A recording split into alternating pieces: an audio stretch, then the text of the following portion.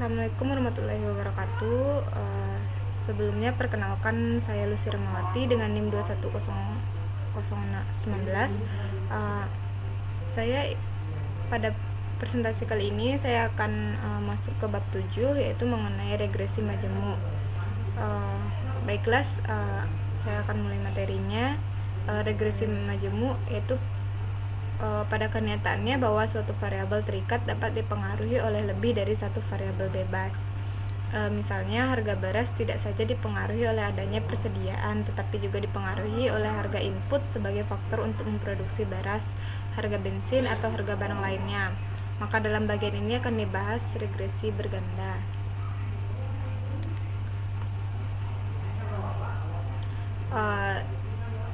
Ini adalah merupakan bentuk persamaan dari regresi berganda, di mana A ini merupakan konstanta dan tanda ini merupakan koefisien regresi. Pengujian signifikasi pada regresi majemuk. Ketepatan fungsi regresi sampel dalam menaksir nilai aktual dapat diukur dari goodness of fit-nya. Secara statistik, setidaknya ini dapat diukur dari nilai statistik T, statistik F, dan koefisien determinasinya. Suatu perhitungan statistik disebut signifikan secara statistik apabila nilai uji statistiknya berada dalam daerah kritis atau daerah di mana H0 ditolak. Sebaliknya, jika disebut tidak signifikan bila nilai uji statistiknya berada dalam daerah di mana H0 diterima. Uji signifikasi parameter individual atau uji statistik T. Dalam uji statistik T, pada dasarnya menunjukkan seberapa jauh pengaruh satu variabel independen bebas secara individual dalam menerangkan variasi variabel dependen atau terikat. Hipotesis 0 adalah apakah suatu parameter BI sama dengan 0 atau H0 sama dengan BI sama dengan 0. Artinya, apakah suatu variabel independen bebas bukan merupakan penjelas yang signifikan terhadap variabel dependen atau terikat. Hipotesis alternatifnya atau HA, parameter suatu variabel tidak sama dengan 0 atau HA BI tidak sama dengan 0. Artinya, variabel tersebut merupakan penjelas yang signifikan terhadap variabel dependen atau bebas. Cara kita untuk melakukan uji T adalah yang pertama, yaitu bila jumlah degree of freedom adalah 20 atau lebih dan derajat kepercayaannya atau level of significance sebesar 5%, maka H0 yang dinyatakan BI sama dengan 0 dapat ditolak bila nilai T lebih besar dari 2 atau dalam nilai absolutnya. Dengan kata lain, kita menerima hipotesis alternatif yang menyatakan bahwa suatu variabel independen secara individual mempengaruhi variabel dependen. 2. Membandingkan nilai statistik T dengan titik kritis menurut tabel.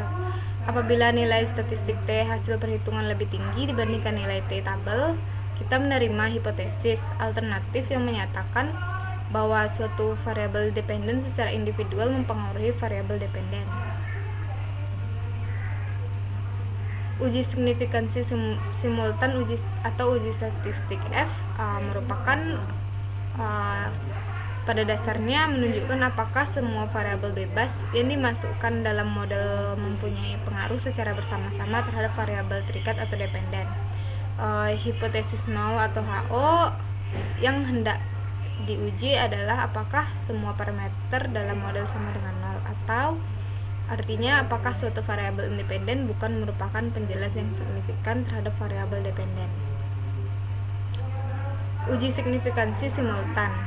Hipotesis alternatifnya tidak semua parameter secara simultan sama dengan 0. Artinya semua variabel independen secara simultan merupakan penjelas yang signifikan terhadap variabel dependen. Untuk menguji kedua hipotesis, hipotesis F digunakan statistik F dengan kriteria pengambilan keputusan, yaitu sebagai berikut. Yang pertama, bila nilai F lebih besar daripada 4, maka H0 yang menyatakan B1 sama dengan B2 sama dengan titik sama dengan B1 sama dengan 0 dapat ditolak pada derajat kepercayaan 5%. Dengan kata lain, kita menerima hipotesis alternatif yang menyatakan bahwa semua variabel independen secara serentak dan signifikan mempengaruhi variabel dependen. 2. Membandingkan nilai F hasil perhitungan dengan nilai F menurut tabel. Bila nilai F hasil perhitungan lebih besar daripada nilai F menurut tabel, maka H0 ditolak dan menerima HA.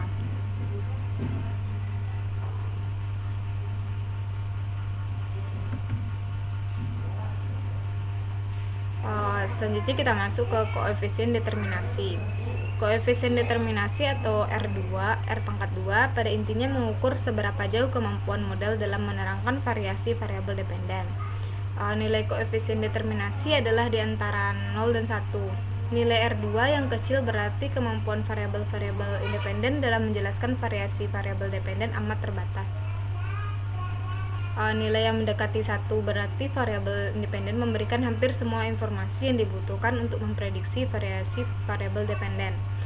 Secara umum, koefisien determinasi untuk data silang atau cross section relatif rendah karena adanya variasi yang besar antara masing-masing pengamatan. Sedangkan untuk data runtun waktu atau time series biasanya mempunyai nilai koefisien determinasi yang tinggi. Kelemahan yang mendasar penggunaan koefisien determinasi yaitu bias terhadap jumlah variabel independen yang dimasukkan ke dalam model. Setiap tambahan satu variabel independen, maka R2 pasti meningkat tidak peduli apakah variabel tersebut berpengaruh secara signifikan terhadap variabel dependen. Oleh karena itu, banyak peneliti menganjurkan untuk menggunakan nilai adjusted R pangkat 2 pada saat mengevaluasi mana model regresi terbaik. Tidak seperti R pangkat 2, nilai adjusted R pangkat 2 dapat naik atau turun apabila satu variabel independen ditambahkan ke dalam model. Pelaporan hasil analisis regresi. Ada berbagai cara pelaporan hasil regresi. Format laporan akan tergantung dari jumlah variabel yang dianalisis. Pada prinsipnya, laporan regresi memuat uraian sebagai berikut. Yang pertama yaitu menguraikan mengenai signifikasi atau pentingnya pengaruh masing-masing variabel terhadap variabel terikat, yang mana ini juga disebut uji parsial atau uji T. Yang kedua, menguraikan makna dari koefisien regresi. Yang ketiga, menguraikan mengenai signifikasi pengaruh seluruh variabel bebas secara serempak atau simultan terhadap variabel terikat, yang mana ini juga disebut uji serempak atau uji F.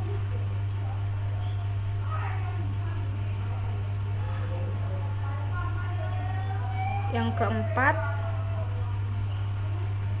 keempat itu menginterpretasikan makna dari koefisien determinasi atau R pangkat 2. Data ini merupakan data tentang penjualan Y, biaya iklan di radio X1 ini merupakan dalam ratusan ribu rupiah, dan biaya iklan X2 dalam ribuan rupiah. Dari data ini akan diolah dengan program SPSS dan ditentukan koefisien korelasi bergandanya, koefisien determinasi, uji signifikansi simultan atau uji F, uji T, dan persamaan regresinya, dan menginterpretasikan hasil regresinya. Pemecahan kasusnya yaitu untuk memecahkan persoalan tersebut menggunakan program SPSS dengan mengikuti langkah-langkah. Yang pertama, jika data dalam bentuk Microsoft Excel, maka harus ditransformasi ke dalam program SPSS. Selanjutnya dilakukan pengolahan data. Ini yang pertama, kita tekan regression lalu pilih linear, lalu pindahkan Y ke dalam dependen dan X1, X2 pindahkan ke independen, kemudian klik statistik. Istilah tanda rumput pada kotak estimate, model fit dan deskriptif, klik continue, OK, maka muncul output SPSS. Ini merupakan interpretasi hasil. Tabel correlation menunjukkan hubungan antara variabel.